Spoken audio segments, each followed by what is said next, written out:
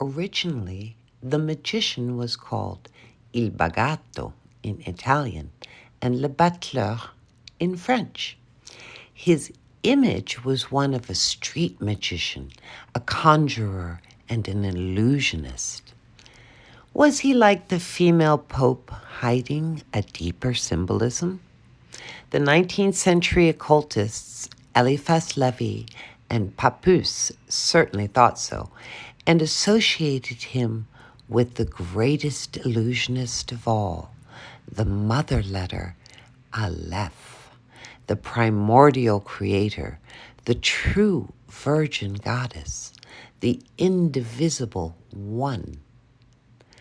The magician is also numbered 1 in the major arcana. Ancient Near East goddesses represented this unified primordial principle as the Egyptian Nate or the Sumerian Namu or Nama, who birthed all. Through the magician, the fool, the protagonist of the tarot story, discovers how he can create his journey with his magical tools.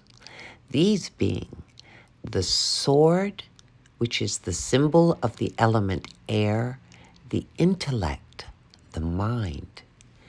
The chalice, the symbol of the element water, the emotions, the heart.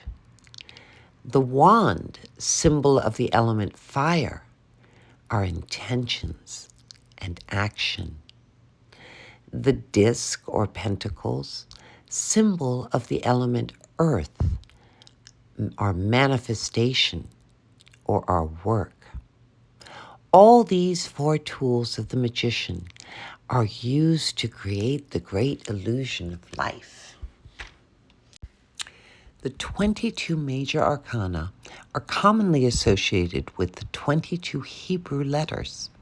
Like the 19th century occultists Eliphas Levi, Pappus, and Worth, I associate the magician with the Hebrew mother letter Aleph. Aleph is the primal creator. She maintains balance and mediation between good and evil.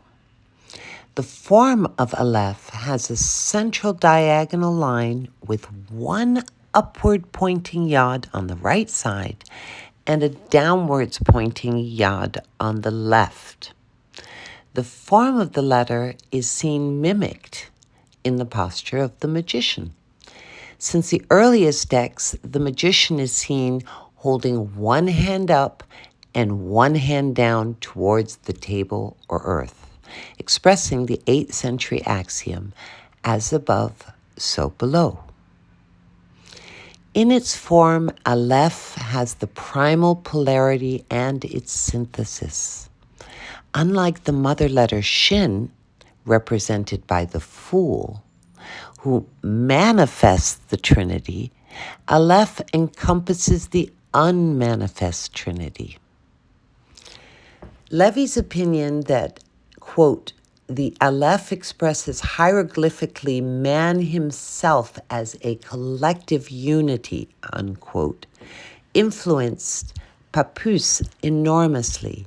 He used the same words and expanded on the theory. Mathers from the Golden Dawn was initially convinced as well. In his 1888 book on tarot, he described the magician's posture as a reflection of Aleph and said, his body and arms form the shape of the Hebrew letter Aleph to which this card corresponds, end quote.